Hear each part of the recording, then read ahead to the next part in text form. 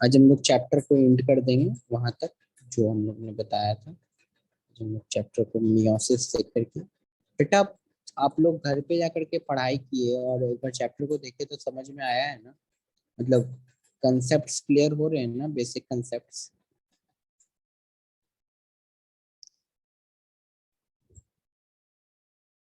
क्योंकि कल इसी का हम प्रो वर्जन लेंगे। प्रो वर्जन का मतलब कल इसी चैप्टर को हम लोग फिर से देखेंगे और वो इस चैप्टर को अलग मिजाज से देखेंगे। अलग मिजाज कहने का मतलब इस चैप्टर को अभी हम लोग सारा बेसिक बेसिक बात समझ जाएंगे और उसके बाद कल इस चैप्टर को हम लोग डिटेल्ड वर्जन देखेंगे इसका, है ना। तो कल हो सकता है 2 क्लासेस लगानी पड़े तो 2 क्लासेस लगाऊंगा, देखूंगा जैसा रहता है।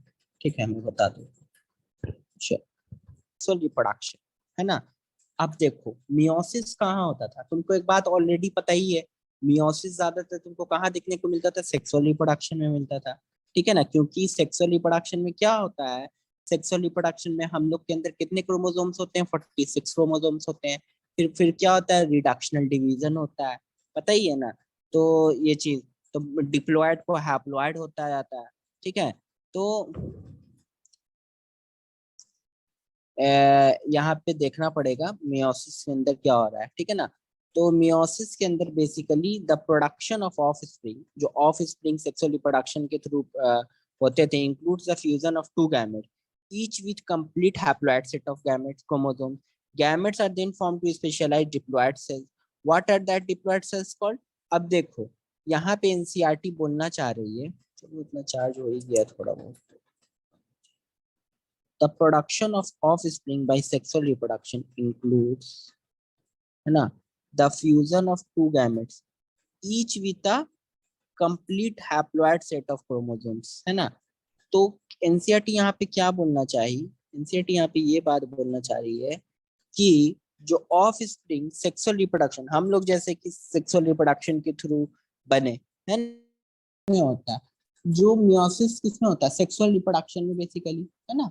The production of offspring by sexual reproduction includes the fusion of two gametes, each with a complete haploid set of gametes. सच्चाई है ना। haploid set of gametes male के थ्रू कौन सा गया, मेल और फीमेल, है ना, मेल और फीमेल। तो मेल से स्पर्म आ गया, ऐसे ओवा आ गया। ठीक है ना, स्पर्म एंड ओवा आकर करके मेटिंग कर गया, तो क्या बना दिया, gametes are form from specialized diploid cell, are form from. वो गैमेट्स कैसे बनता है, पहले डिप्लॉयड सेल्स, हम लोग का बॉडी में क्या कैसा क्रोमोसोम डिप्लॉयड है, तो ये कैसा बन जाता है, एन एन एन एन क्या बना है इसका, हैप्लॉयड गैमेट्स बनता है इसमें से। तो डिप्लॉयड सेल से ही गैमेट्स बनता है ना, ये बात ध्यान रखना। Gametes are found from specialized diploid cell.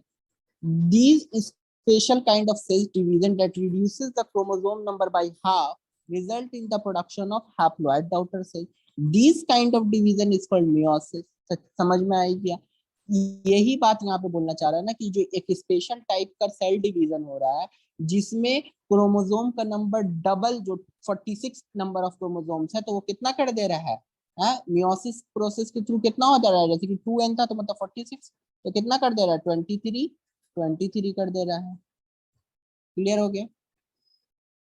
This kind of division is called meiosis. Meiosis काम क्या करता है, ensures the production of haploid phase in the life cycle, है ना।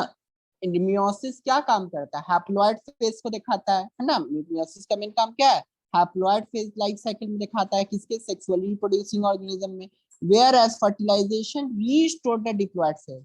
देखो अब सुनो बात, देखो मियोसिस यहाँ पे हुआ, क्या हुआ यहाँ पे, मियोसिस हुआ। तो मियोसिस हुआ तो ये कौन सा फेज दिखा दिया इसका, हैप्लॉइड फेज दिखा दिया। ठीक है ना, हैप्लॉइड फेज दिखाया। अब क्या हुआ, ये हैप्लॉइड फेज में मान लो ये था मेल का पार्ट और ये आया फीमेल में से, सॉरी ये फीमेल और ये मेल में से आ गया। ठीक है, ये दोनों में फिर ये हो गया, मेटिंग हो गया, तो बीच में क्या बन गया, जाइगोट बन गया। तो जाइगोट जो बनता है वो कैसा होता है, 2n आ गया। तो ये फिर से क्या बना दिया, हैप्लॉइड फेज फिर से क्या बना दिया, डिप्लॉइड फेज बना दिया। तो यहाँ पे एनसीईआरटी जो यहाँ पे लाइन लिखा है एनसीईआरटी, वो क्या लिखा है NCERT, meiosis ensures the production of haploid phase in the life cycle of sexually reproducing organism, whereas fertilization restores the diploid phase. समझ गए ना, haploid phase in the life cycle of sexual reproduction, whereas fertilization restores the diploid phase. Clear हो गया? तो fertilisation होने के बाद फिर से डिप्लॉयड फेज वापस आ गया, है ना। किसी चीज में एक स्पेशल सेल्स में डिप्लॉयड में मियोसिस हुआ, हैप्लॉयड बना, फिर उस हैप्लॉयड का फिर से क्या हुआ, फ्यूजन हुआ गैमेट्स का, फिर क्या बना, फर्टिलाइज हो गया, वो फ्यूजन का मतलब फर्टिलाइजेशन हो गया, तो फिर से क्या बन गया, जाइगोट बन गया। तो ये क्या कर दिया, डिप्लॉयड फेज को फिर से रीस्टोर कर दिया, ठीक है ना। We come across meiosis during gametogenesis in plant and animal. तो हम लोग मियोसिस बेसिकली जब गैमेटोजेनेसिस मतलब गैमेट का फॉर्मेशन होना, गैमेटोजेनेसिस है ना, गैमेट का फॉर्मेशन होने के टाइम में मियोसिस का प्रोसीजर देखते हैं हम लोग। This kind of leads formation of haploid gamete. The key features of meiosis are as follow, ठीक है। अब मियोसिस का क्या की फीचर्स है वो देखते हैं। मियोसिस दो टाइप का होता है, मियोसिस 1, मियोसिस 2, है ना। अभी हम लोग ये दोनों चीज देखेंगे, है ना। अब बेसिकली थोड़ा सा सिग्निफिकेंस देखेंगे, उसके बाद हम लोग कल से पूरे इस चैप्टर को खरुचेंगे, समझ रहे हो ना, खुरुच खुरुच करके एक एक बातों को क्लियर कर लेंगे, ठीक है। और एक बायोमोलिक्यूल्स कल वाले वीक में देखो, अगला जो वीक आने वाला है, ये जो वीक आने वाला है उसमें टेस्ट भी होगा, ध्यान, हम आज ही अनाउंस कर दे रहे हैं। 10 चैप्टर का टेस्ट होगा। कितने चैप्टर का होगा? 10 चैप्टर का टेस्ट होगा। और वो 10 चैप्टर कौन रहेगा? पूरा 11th का 1 to 10 रहेगा, ठीक है ना। और प्योर एनसीईआरटी टेस्ट रहेगा, तब प्योर एनसीईआरटी, ठीक है। 10 टेस्ट रहेगा, सॉरी 10 चैप्टर से टेस्ट रहेगा, 10 चैप्टर का क्वेश्चन रहेगा। और वो 10 चैप्टर के बीच में जो छोटी मोटी कमियां हैं, छोटी मोटी बातें हैं, ऐसे तो हम रिप्रोडक्शन भी पढ़ा चुके हैं पूरा, समझ रहे हो ना। तो रिप्रोडक्शन को भी अगर हम चाहे तो 14 चैप्टर का टेस्ट ले सकते हैं, है ना। ऐसे तो हम हेल्थ एंड डिजीजेस भी पढ़ा चुके हैं, डाइजेशन एब्जॉर्प्शन, चाहे तो 16 चैप्टर का ले सकते हैं, ठीक है। लेकिन हम ये उतना नहीं कर रहे कि 16 चैप्टर पे नहीं आ रहे हैं, ठीक है ना। अभी हम लोग 10 चैप्टर को पहले 11th का चैप्टर नंबर 1 से लेके चैप्टर नंबर 10 तक में किसी को कोई आपत्ति डाउट वाउट नहीं होना चाहिए, हम देख लेते हैं, ठीक है ना। हो सकता है मेरा मन कर गया रिप्रोडक्शन को ऐड करने का तो हम ऐड कर देंगे, तो टोटल 14 चैप्टर का हम टेस्ट ले लेंगे, ठीक है। तो 14 चैप्टर का ऐसे टेस्ट लेकर करके हम मामलात को खत्म करें, है ना। वो ज्यादा बेटर रहेगा या क्या रहेगा देख लेते हैं, ठीक है। तो इसलिए आप लोग ध्यान रखिएगा। तो इसलिए हर एक चीज इस वीक में, जो आने वाला वीक है, वो हम खत्म कर देंगे पूरा 10 चैप्टर के बीच में जो भी। 1 minute रुकिएगा, 1 minute.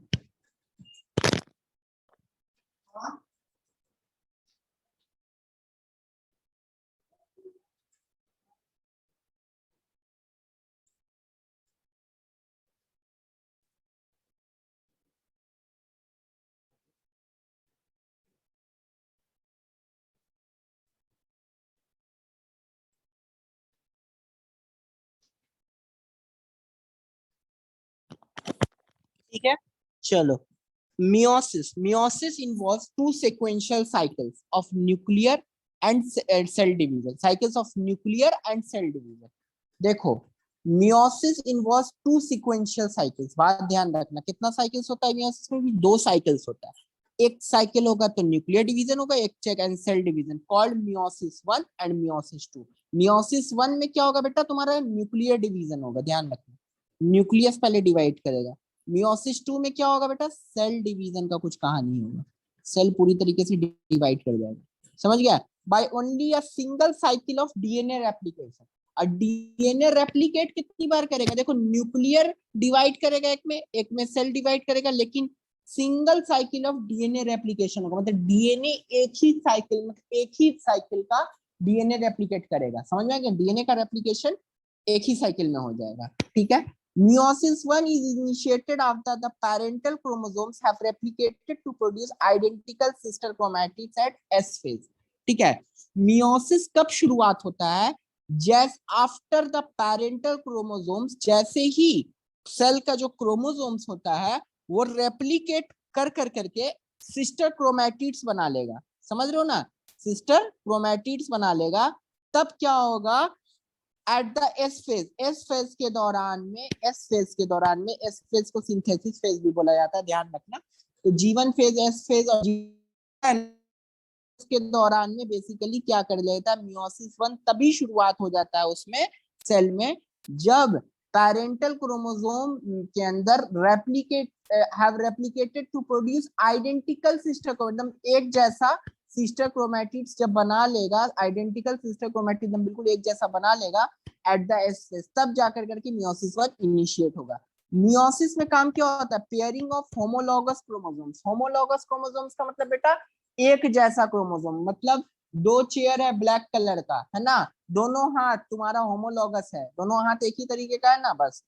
And recombination between non sister chromatids of homologous chromosome. ठीक है, मियोसिस में काम क्या होता है समझना। Meiosis involves pairing of homologous chromosome and recombination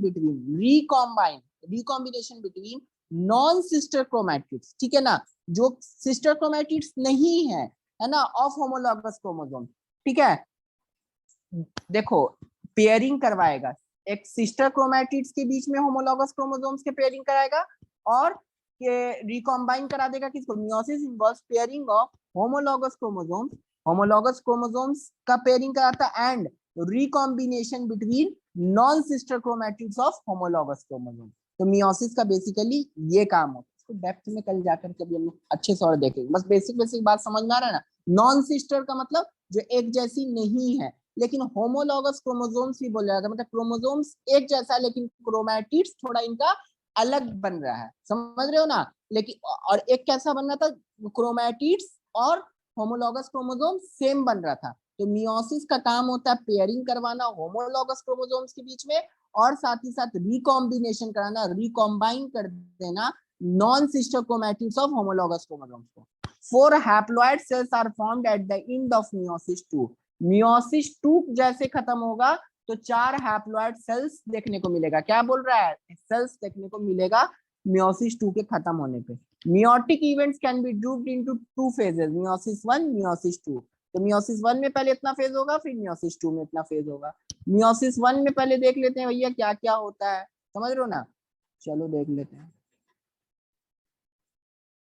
Prophase is the first meiotic division, is typically longer and more complex when compared to prophase of mitosis। ठीक है, तो अगर हम माइटोसिस के से कंपैरिजन करें तो prophase of meiotic division, first meiotic division is typically longer और बहुत ज्यादा कॉम्प्लेक्स भी होगा अगर हम लोग माइटोसिस से कंपेयर करें तो। It has been further subdivided into following 5 phases on the chromosomal behavior। और क्रोमोसोम्स के बिहेवियर के अनुसार ये प्रोफेज 1 जो है इसको 5 अलग फेज में बांटा गया हुआ है, सब डिवाइड किया गया। प्रोफेज 1 को सब डिवाइड किया गया 5 फेज में, ठीक है ना। सब divided into following 5 phases based on chromosomal behaviour, chromosomal behaviour के अनुसार, ठीक है ना।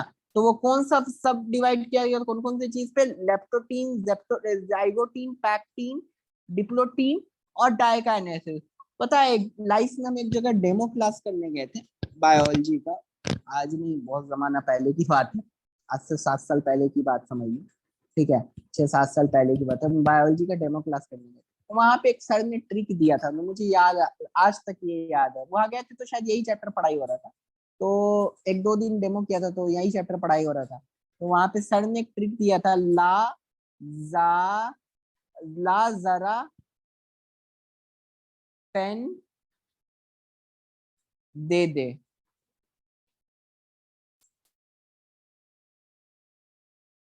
ला जारा पेन दे दीदी, ठीक है, ला जरा पेन दे दीदी, ठीक है। तो ऐसे ही उसने बताया था, ला जरा पेन दे दीदी। तो याद रखना बड़ा आसान है ना। लेप्टोटीन, और ये एक सीक्वेंस में याद रखना है ना। लेप्टोटीन के बाद कौन सा प्रोसीजर होता है? जाइगोटीन, फिर पैक्टीन, फिर डिप्लोटीन, फिर डाइकाइनेसिस, डी डाइकाइनेसिस, ठीक है ना, ध्यान रखना है। यहाँ पे आई ज्यादा आएगा, तो डाइकाइनेसिस में आई देखो 1 बार 2 बार 3 बार आया है, डिप्लोटीन में आई 1 बार आया है, तो बस डी से याद रखना, ठीक है ना, दे, है ना, इसीलिए, ठीक है। तो लेप्टोटीन में क्या होता है भैया? Chromosomes become gradually visible under the light microscope. इसमें लाइट माइक्रोस्कोप में देखोगे तो क्रोमोसोम अच्छे से विजिबल हो जाएगा। The compaction of chromosomes continues throughout leptotene. Leptotene में क्रोमोसोम्स बहुत ज्यादा कॉम्पैक्ट होना शुरू हो जाएगा। This is followed by second stage of prophase 1 of zygotene. अब लेप्टोटीन के बाद कौन सा स्टेज फॉलो होगा? जाइगोटीन। इस स्टेज में क्या होगा? Chromosome start pairing together and this process is called association called synapsis. Chromosomes क्या करेगा? आपस में पेयर करना शुरू कर देगा। तो इस प्रोसीजर को हम लोग क्या बोलेंगे बेटा? साइनेप्सिस बोलेंगे। ठीक है, ध्यान रखना। उसके बाद such paired chromosomes are called homologous chromosome. और जो क्रोमोसोम पेयर्ड हो जाएंगे उस क्रोमोसोम्स को हम लोग होमोलॉगस क्रोमोसोम्स भी बोल देंगे। ठीक है, पहले बात ध्यान में समझना। लेप्टोटीन में क्या हुआ? क्रोमोसोम्स आसानी से दिखेगा प्रोफेज 1 में, visible under light microscope. Chromosomes का कॉम्पैक्शन जो होता है वो चलता रहेगा। लेप्टोटीन प्रोसीजर में, लेप्टोटीन स्टेज में क्या होता रहता है? Compaction of chromosomes continuous through out, है ना। क्रोमोसोम कॉम्पैक्ट मतलब कॉम्पैक्ट और चिपकता जाएगा, कॉम्पैक्ट होता जाएगा, समझ रहे हो ना। फिर इसके बाद this is followed by the second stage of process zygotene में। जाइगोटीन में क्या होगा कि स्टार्ट पेयरिंग, है ना, क्रोमोसोम स्टार्ट पेयरिंग, है ना, and this procedure of association. अब क्या करेगा? क्रोमोसोम आपस में पेयर करना शुरू कर देगा और इस एसोसिएशन के प्रोसीजर को साइनेप्सिस बोलते हैं। और जो पेयर्ड क्रोमोसोम्स होते हैं उसको होमोलॉगस क्रोमोसोम्स बोलते हैं। इसलिए ये बात ध्यान में रखना। क्या ध्यान में रखना?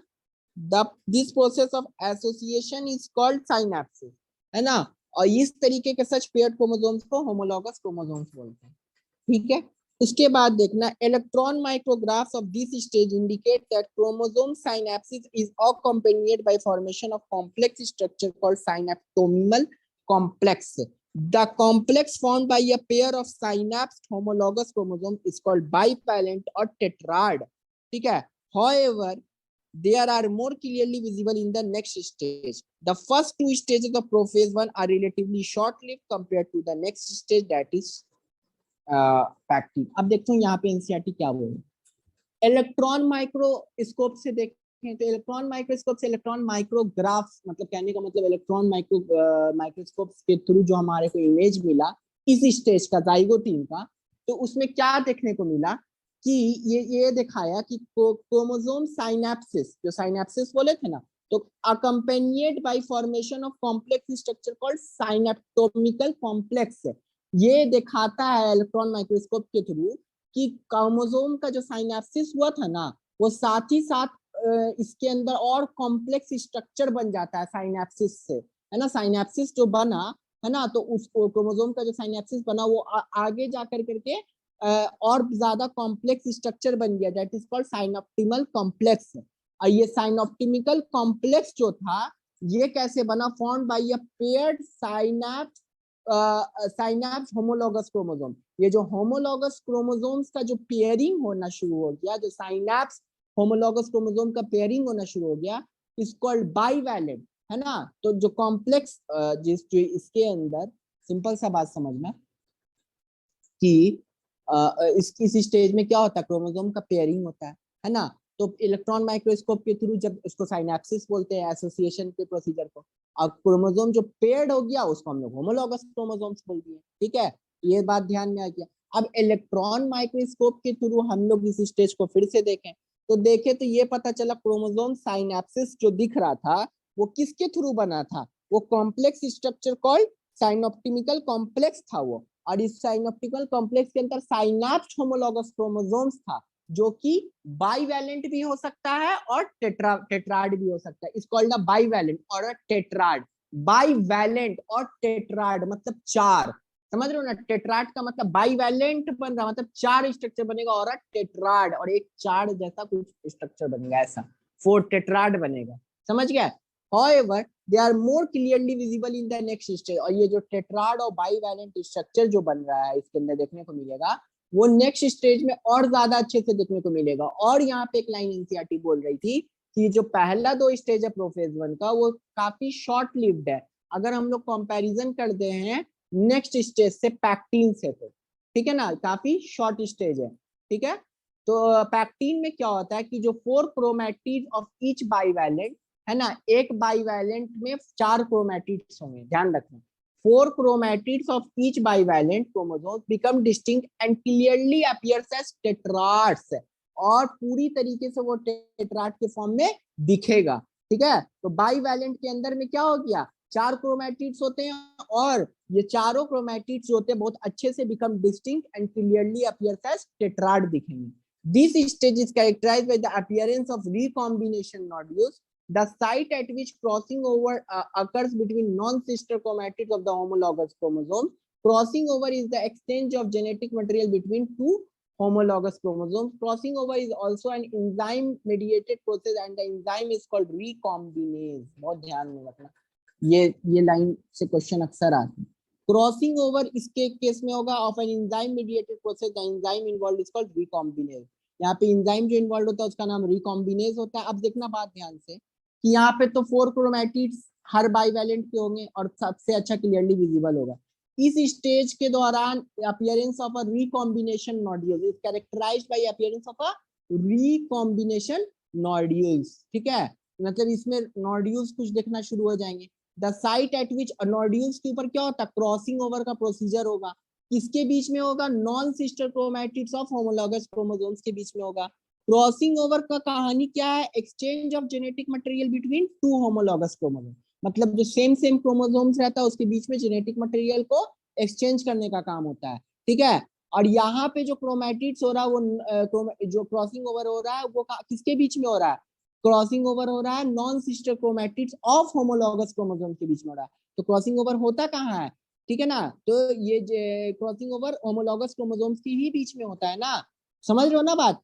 तो बेसिकली यहाँ पे यही बताना चाह रहा था, क्रॉसिंग ओवर जो है एक इंजाइम मीडिएटेड प्रोसेस, और जो इंजाइम इन्वॉल्व होता है क्रॉसिंग ओवर में उसका नाम होता है रिकॉम्बिनेज। और crossing over leads to recombination of genetic material on the two chromosome. ठीक है, वे जेनेटिक मटेरियल का रिकॉम्बिनेशन बनाता है दोनों क्रोमोसोम्स के ऊपर। Recombination between two homologous recombination between homologous chromosome is completed by end of pectin, leaving the chromosome linked at the site of crossing over।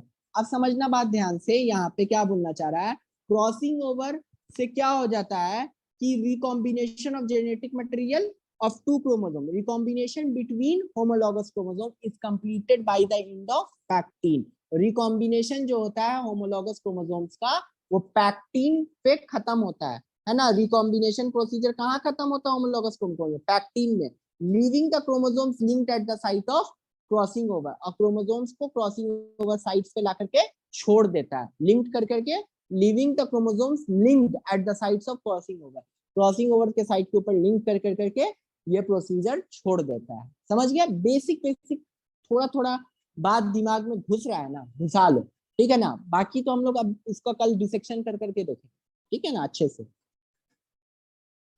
अब समझना बात ध्यान से, डिप्लोटीन है ना, the beginning of diplotene is reorganized by the dissolution of the synoptical complex. अब जो साइनोप्टिकल complex जो था ना उसका डिसोल्यूशन होगा, मतलब वो खत्म होगा। And the tendency of recombined of the bivalents to separate from each other except at the site of crossover। Crossovers के साइड के ऊपर से छोड़ करके रिकॉम्बाइंड जो होमोलॉगस क्रोमोसोम्स बाइवैलेंट का हुआ था वो सेपरेट हो जाएगा। देखो अब ऊपर का जो प्रोसीजर था ना, अब यहाँ पर क्या होगा, वो खत्म होना शुरू हो जाएगा। डिप्लोटीन कब शुरू होता है, डिप्लोटीन तब शुरू होता है जब साइनोप्टिकल कॉम्प्लेक्स जो बना हुआ था ना वो क्या होगा, डिसोल्यूशन हो जाएगा, मतलब वो खत्म होना शुरू हो जाएगा। और टेंडेंसी जो था ना रिकॉम्बाइंड होमोलॉगस क्रोमोसोम्स का bivalent to separate from each other, तो वो क्या हो जाएगा, and the tendency of the recombined homologous chromosome of the bivalent to separate from each other, ठीक है ना, वो दोनों सेपरेट हो जाएगा, लेकिन एक जगह को छोड़ करके, है ना। डिप्लोटीन में एक जगह को छोड़ करके क्वेश्चन बहुत आता है, except at the site of crossover, ठीक है। उसके बाद एनसीईआरटी बोल रही है these X shaped structure are called chiasmata, और यहाँ पे एक एक्स शेप का स्ट्रक्चर बन जाता है that is called chiasmata. oocytes of some vertebrates diplotene can last for month और ईयर। ये लाइन से क्वेश्चन अक्सर आता है। oocytes के केस में, है ना, oocytes of some vertebrates diplotene can last for month और ईयर्स। उसमें डिप्लोटीन लगभग सेल के अंदर एक महीनों तक या सालों तक चलता रहता है। किसके केस में, oocytes of some vertebrates। Clear हो गया।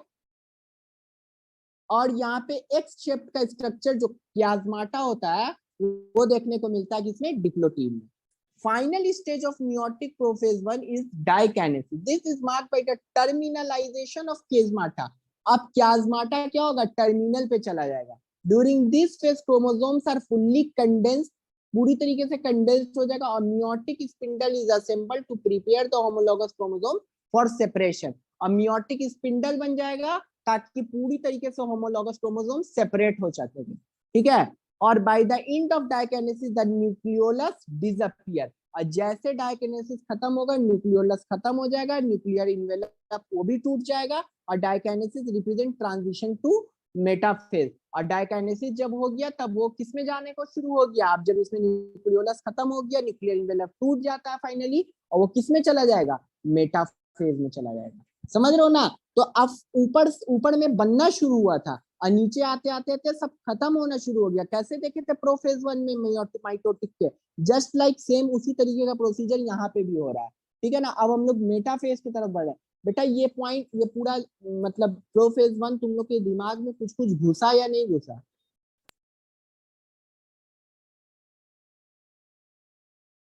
होमोलॉगस क्रोमोसोम्स, एक जैसा क्रोमोसोम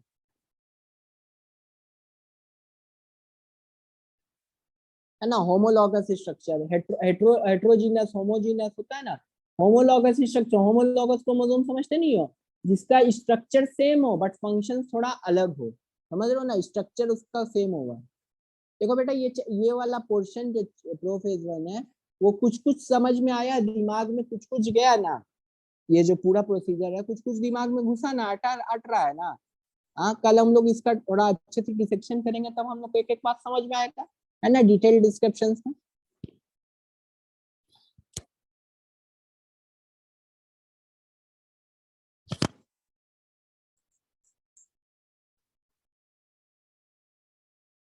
सिस्टर क्रोमैटिड्स वही बेटा एरम नासिर, वही जो सिस्टर क्रोमैटिड्स बनते थे ना, सिस्टर क्रोमैटिड्स सेम क्रोमैटिड्स है ना. सिस्टर सिस्टर डॉटर सेल्स बोलते हैं ना, उसी तरीके से सिस्टर क्रोमैटिड्स मतलब एक जैसी क्रोमैटिड्स.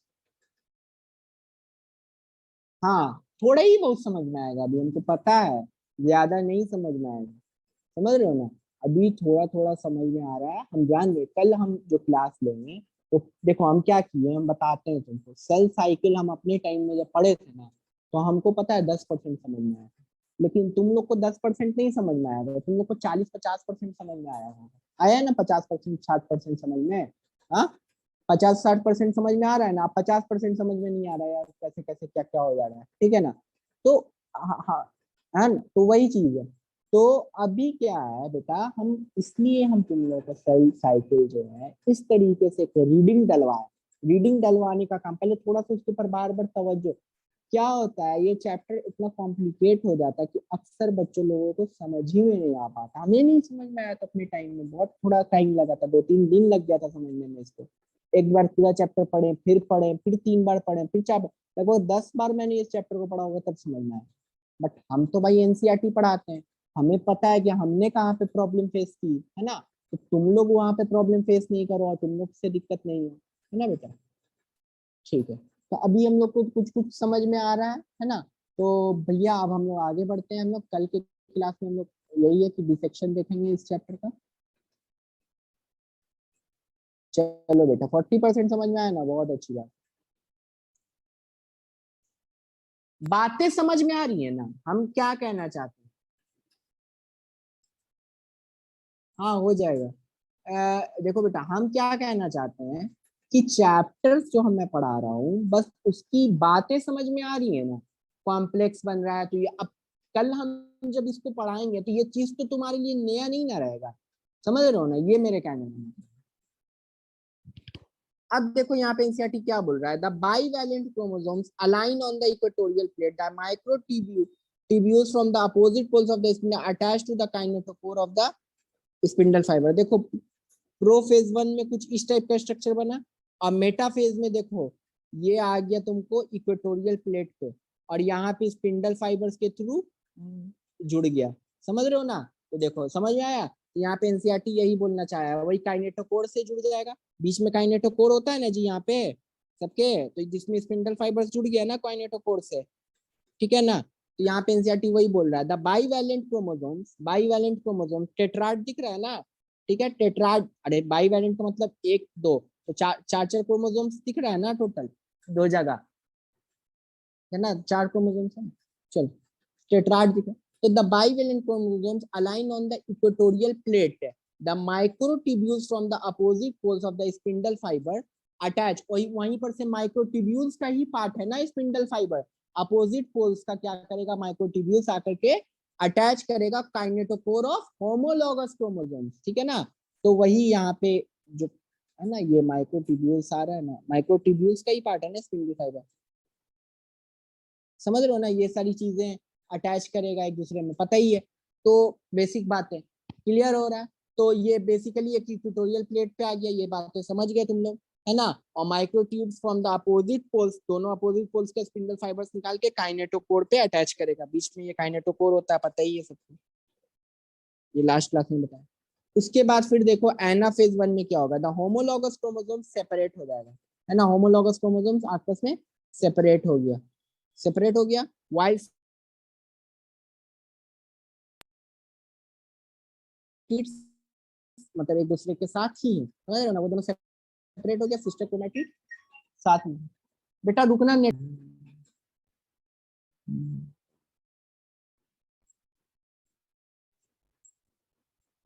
चलो अब देखो थोड़ा बात आगे समझना, है ना। तो सिस्टर क्रोमैटिड्स इसमें क्या हो रहा है, एसोसिएटेड एट देयर सेंट्रोमेयर, यहाँ पे एनसीईआरटी बोल रहा है होमोलॉगस क्रोमोसोम सेपरेट हो जाएगा लेकिन sister chromatids remain associated eight there centromere रहेगा, ये एनाफेज में ऐसा होगा। उसके बाद एनसीईआरटी यहाँ पे बोल रहा है the nuclear membrane and nucleolus, देखो यहाँ पे वही चीज हो रहा है जो माइटोटिक में हुआ था, जो खाली देखो यहाँ पे क्या है, ध्यान रखना, दोनों में अंतर देखना, मियोसिस में क्या हो रहा है कि वहां पे इंडोप्लाज्मिक रेटिकुलम और गोल्गी अपैरेटस भी कुछ गायब होकर के वापस आया था, लेकिन यहाँ पे कुछ ऐसा देखने को नहीं अब यहाँ पे मिल रहा है, समझ रहे हो ना। यहाँ पे क्यों नहीं देखने को मिल रहा है ऐसा, कभी दिमाग लगाए हो थोड़ा सा, क्यों नहीं देखने को मिल रहा, कोई थोड़ा सा भी दिमाग लगाया था, हम्म, दिमाग लगाया। अच्छा तुम लोग ये कल ही बताएंगे, चलो क्यों नहीं हो रहा है ऐसा कल बताएंगे, चलो। अरे थोड़ा सा ध्यान लगाना, तो लगाओगे ना, ये न्यूक्लियर का डिवीजन हो रहा है ना इसलिए, ठीक है ना, वहां पे थोड़ा सेल के बारे में थोड़ा बता रहा था, इस वजह से वो वहां पे गोल्गी अपैरेटस और इंडोप्लाज्मिक रेटिकुलम ये जो था उसको भी डिसअपियर कर दे रहा था, ठीक है ना। तो यहाँ पे बेसिकली क्या हो रहा है, अपीयर रीअपियर हो जा रहा है ना, जो चीज गायब हुआ था, न्यूक्लियर मेम्ब्रेन और न्यूक्लियोलस, कहाँ गायब हुआ था, प्रोफेज के टाइम में गायब हुआ था, प्रोफेज के किस स्टेज में गायब हुआ था बेटा, डाइकेनेसिस के टाइम में गायब हुआ था, क्लियर हो गया, डिसअपियर हुआ था यहाँ पे, है ना। तो डिसअपियर होने के बाद यहाँ पे फिर से वापस आ गया। Cytokinesis follows and this is called as dyad of cells, ठीक है ना, यहाँ पे साइटोकाइनेसिस होगा, cytokinesis follows and this is called dyad of cells, cells का डायड बनेगा, दो टुकड़ा हो जाएगा। Although in many cases chromosomes do not undergo some dispersion, they do not reach extremely extended stage of the interphase nucleus. The stage between two meiotic division is called interkinesis. दो meiotic division के बीच का जो stage होता है उसको interkinesis बोलते हैं, ध्यान रखना। एंड जनरली शॉर्ट लिव, और वो शॉर्ट लिव होता है। There is no replication of DNA during interkinesis, interkinesis के दौरान कोई भी डीएनए का रेप्लिकेशन नहीं होता। Interkinesis followed by prophase 2, a much simpler prophase than prophase 1, ठीक है ना। अब समझना बात ध्यान से, क्या बोल रहा था एनसीईआरटी, एनसीईआरटी यहाँ पे बोल रहा था जो चीज गया था वो वापस आ गया। साइटोकाइनेसिस अब आगे जाके फॉलो होगा, साइटोकाइनेसिस होने का डायड बन जाएगा। Although in many cases chromosomes do not undergo some dispersion, ठीक है ना, बहुत सारे केसेस में क्रोमोसोम्स डिस्पर्स नहीं होता है, they do not reach extremely extended state of interphase nucleus. The stage between two meiotic division interkinesis कहलाता है, और दो meiotic division meiosis 1 और meiosis 2 के बीच में जो दो स्टेज हुआ, stage between two meiotic division है ना, दो meiosis 1 और meiosis 2 के बीच में जो स्टेज आता है उसको इंटरकाइनेसिस बोलते हैं, उसको शॉर्ट लिव्ड होता है। इस टाइम में इंटरकाइनेसिस के दौरान में डीएनए का रेप्लिकेशन नहीं होता है। इंटरकाइनेसिस जो होता है, इंटरकाइनेसिस के बाद क्या होगा, अरे भैया यहाँ पे मियोसिस 1 हो रहा है ना, और यहाँ पे मियोसिस 2 हो रहा है, तो बीच का जो स्टेज हुआ, ये दोनों के बीच में क्या हो गया, है ना। मियोसिस 1 और मियोसिस 2 के बीच में क्या होगा, इंटरकाइनेसिस। समझ गए ना। तो इंटरकाइनेसिस होने के बाद फिर क्या होगा, मियोसिस 2 होगा। मियोसिस 1 के बाद क्या हो गया, इंटरकाइनेसिस हो गया। दोनों के बीच में क्या हुआ, इंटरकाइनेसिस हुआ। क्लियर है ना बात। चलो, meiosis 2 is initiated immediately after cytokinesis. Cytokinesis हुआ, तुरंत स्टार्ट हो गया, before the chromosomes has fully elongated. In contrast to meiosis 1, meiosis 2 resembles a normal mitosis. ये नॉर्मल माइटोसिस की तरह ही कुछ दिखता है। इसमें न्यूक्लियर मेम्ब्रेन डिसअपियर हो जाता है प्रोफेज 2 के दौरान। क्रोमोसोम अगेन बिकम कॉम्पैक्ट, और यहाँ पे फिर से क्रोमोसोम कॉम्पैक्ट हो जाता है। ठीक है ना। मियोसिस 2 में क्या देखने को बोल रहा है यहाँ पे NCERT, meiosis 2 is initiated immediately after cytokinesis, usually before the chromosomes have fully elongated, है ना। क्रोमोसोम पूरी तरीके से इलोंगेट हो जाता है। In contrast to meiosis 1, meiosis 2 resembles a normal mitosis. ठीक है ना। In contrast to meiosis 1, meiosis 1 के कॉन्ट्रास्ट में मियोसिस 2 जो होता है एक नॉर्मल माइटोसिस को रिजेंबल करता है। देन इसमें न्यूक्लियर मेम्ब्रेन खत्म हो जाता है। जैसे ही प्रोफेज 2 खत्म होगा, क्रोमोसोम फिर से इसमें कॉम्पैक्ट हो जाता है। इस स्टेज में मेटाफेज 2 में क्रोमोसोम फिर से इक्वेटर पे आ जाएगा। Microtubules from opposite poles of the spindle get attached to the kinetochore. वही काम होगा सिस्टर क्रोमैटिड्स का, एकदम जस्ट सेम। समझ रहे हो ना। It begins with simultaneous splitting of the centromere of each chromosome which has holding the sister chromatid together, allowing them to move towards opposite poles of the cell by shortening of microtubules को attached to the kinetochores। ठीक है। यहाँ पे देखो क्या हो रहा है स्टेज 2 में। देखो प्रोफेज 1 में क्या हो रहा है, प्रोफेज 2 में देखो, है ना। ये फिर उसके बाद वही स्पिंडल फिर बीच में इक्वेटोरियल प्लेट पे आ गया, और फिर उसके बाद माइक्रोट्यूब्यूल्स देखो अब छोटा हो गया, पहले बड़ा था, है ना। इस मतलब स्पिंडल फाइबर बड़ा था, छोटा हो गया। यहाँ पे एनसीईआरटी यही ना बोल रहा था, shortening of microtubules attach to the kinetochores. Microtubules kinetochore से जो अटैच है वो छोटा होता जाएगा, है ना। ये चीजें हो गई। उसके बाद it begins with simultaneous splitting of the centromere of each chromosome. Centromere दोनों का स्प्लिट कर गया, ऊपर नीचे चला गया। ठीक है ना। which has holding sister chromatids together, और sister chromatids को दोनों को एक साथ रख रहा है ना। allowing them to move towards opposite poles of the cell, दोनों opposite poles पे चला गया। ठीक है। उसके बाद attached to the poles, ये क्लियर हो गया। यहाँ पे दोनों में ये प्रोसीजर देखने को मिल रहा है, यहाँ पे देखने को मिल रहा है ना प्रोफेज 2 में, ये दोनों में सेम चीज देखने को मिल रहा है। अब देखना फिर क्या हो रहा है टेलोफेज 2 में क्या होगा। meiosis ends with telophase 2 in which two group of chromosomes once again get enclosed in the nuclear envelope. Cytokinesis follows, resulting in the formation of tetrad of cell, 4 haploid daughter cell। अब यहाँ से cut कर करके 2 cell बन गया, है ना। फिर यहाँ से कट कर करके 2 सेल्स बन गया। तो कुछ इस तरीके से टेट्राड बन गया, 4 हैप्लॉइड डॉटर सेल्स का कहानी बन गया। मियोसिस का सिग्निफिकेंस क्या बेटा, ये एक ऐसा मैकेनिज्म है conservation of specific chromosome number of each species achieved across generation in sexually reproducing organism. ध्यान रखना, ठीक है ना। even though the process per se paradoxically result in reduction of chromosome number by half, बात तो सही है। it also increase genetic variability in the population of organism from one generation to the meiosis genetic variability को भी show करता है। समझ लो ना। जेनेटिक वेरिएबिलिटी बोले तो कहने का मतलब जेनेटिक वेरिएबिलिटी मतलब बहुत ज्यादा वेरिएबल इंसान, मतलब एक जनरेशन को दूसरे जनरेशन में थोड़ा थोड़ा वेरिएशन प्रोड्यूस करेगा। Variations are very important for the process of evolution, जो कि इवोल्यूशन प्रोसीजर के लिए इंपॉर्टेंट होता है। समझ लो ना। जैसे आज के जनरेशन में और पहले के जनरेशन में बहुत सारी चीजों में वेरिएशन आया है ना, तो वो सब बेसिकली मियोसिस जो होता है ये इसी के वजह से। मियोसिस एक मैकेनिज्म है conservation of specific chromosome number of each is achieved across generations in sexually reproducing organism। तो ये बात ध्यान में रखना। मोटा मोटा सब बात तुम लोगों को हम पढ़ा दिए हैं, मोटा मोटा बात समझ लो ना। 40-50% का बात हम जस्ट चैप्टर को अच्छे से रीड आउट कर दिए तुम लोगों के सामने। रीड आउट करने के बाद अब कल चैप्टर का डिसेक्शन चलेगा, ठीक है ना। हो सकता है कि कल आधा डिसेक्शन चल सके, है ना। हो सकता है कि अगर हम 2 क्लास ले लिए तो कल पूरा ही डिसेक्शन करके खत्म। डिसेक्शन का मतलब हर एक वर्ड को अच्छे से फिर से समझना, है ना। बातें जो मोटी मोटी समझ में आई थी अब उसको और अच्छे से क्लियर कर लेना, है ना।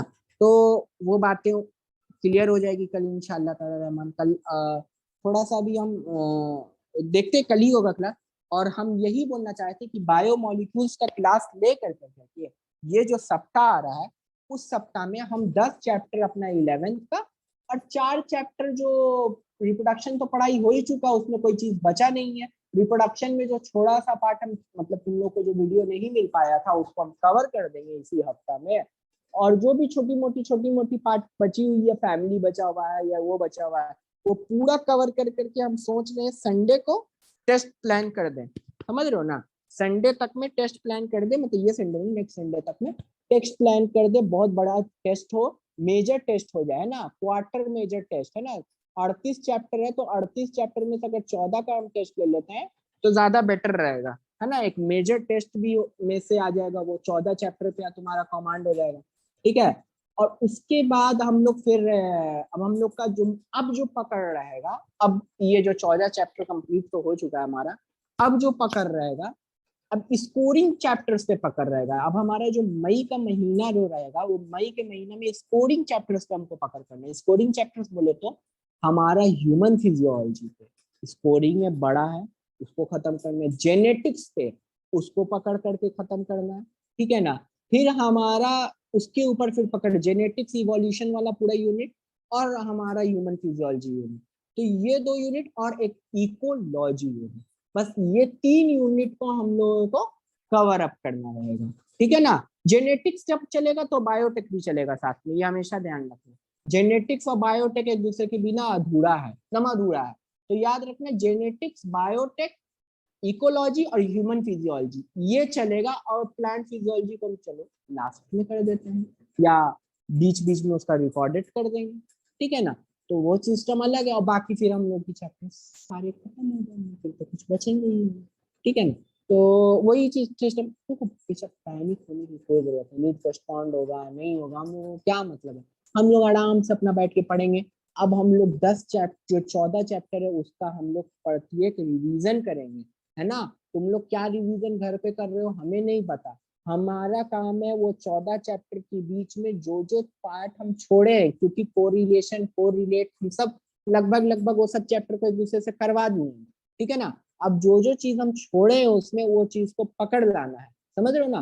पकड़ ला करके उसको पकड़ के खत्म कर देना है, समझ गए।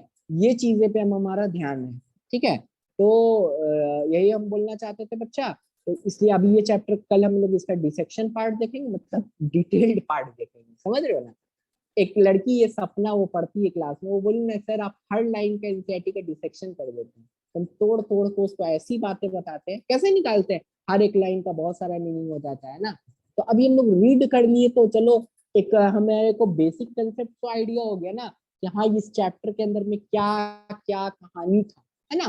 रफ आइडिया ऑफ 50% तुम लोग के दिमाग में घुस गया होगा। अब क्या करना, घर जाकर के आज करना क्या मैं बताता हूँ, ये चैप्टर को रीड करना, ठीक है। रीड करके राजीव विजय का क्वेश्चन बनाना, कहीं का क्वेश्चन मत बनाना बेटा, हम जो बता दिए राजीव विजय का क्वेश्चन बनाना। अब कल फिर ये क्लास में आना, देखना कितना तुमको, और फिर देखना कि अरे यार कहाँ कहाँ गलती की है, कौन कौन क्वेश्चन में गलती की है, और वो चीजें देखना है ना एनसीईआरटी से। चलो अब फिर कल के क्लास को अटेंड करना और देखना। हम कल कोशिश करेंगे कि पहले तो सब पहले पार्ट में तो भैया माइटोसिस तक खत्म करेंगे, है ना। पहला पोर्शन में तो माइटोसिस खत्म करेंगे। हो सकता है, हमको लगता है कि पहला पोर्शन माइटोसिस ही कल के क्लास में हो पाएगा, देखते हैं कितना टाइम रहता है। और फिर मंडे तक में फिर उसके बाद बायोमोलिक्यूल्स चलेगा। बायोमोलिक्यूल्स के बाद जो जो बीच में छूट गया है टेस्ट को हम 1-2 दिन आगे बढ़ा देंगे, लेकिन हम पहले बीच में जो छूटी हुई चीज है ना उसको हम कवर कर देंगे, ठीक है ना। ताकि तुम लोगों को दिक्कत नहीं आए कि 14 चैप्टर का हम टेस्ट ले तो उनमें दिक्कत नहीं आनी चाहिए। 14 चैप्टर समझ गए ना बेटा, 14 chapter, chapter number 1 to 10 of class 11 एकदम सीक्वेंस में, और चैप्टर 1 to 4 ऑफ क्लास 12 एकदम सीक्वेंस में। तो टोटल 10 चैप्टर्स हो जाएंगे, जिसमें बायोमोलिक्यूल्स हम नहीं पढ़ाए वो पढ़ा रहे, कॉकरोच नहीं पढ़ाए वो पढ़ा रहे, ठीक है। ये सब खत्म करके हम टेस्ट लेंगे, उसके बाद हम आगे बढ़ेंगे ह्यूमन फिजियोलॉजी पे, जेनेटिक्स पे, ऐसे पैरेलली चलेंगे, ठीक है ना। जेनेटिक्स ह्यूमन फिजियोलॉजी दोनों, ठीक है, लेकर के साथ में ही चलेंगे, 2 क्लास या 1 क्लास जैसे ही रहे वैसे ही हमको कवर करके करना है, ठीक है ना। तो आसानी से वो भी खत्म हो जाएगा। ठीक है ना? तो तुम लोग इस बात से सब कोई एग्री हो ना? सही है ना ये चीज? शादाब आलम, शादाब आलम को डाउट है, माइक करके पूछ लेते बेटा। शादाब आलम कहाँ है बेटा? शादाब आलम नहीं है। शादाब आलम कहाँ गए आप? हमें मैसेज भी कीजिएगा तो हम दिख लेंगे। शादाब आलम आप ऐड नहीं है बेटा। आप उनको बोले सर बुला रहे हैं आपको, शायद बीच में लेफ्ट हो गए, तो उनको बोल दें कि सर बुला रहे हैं।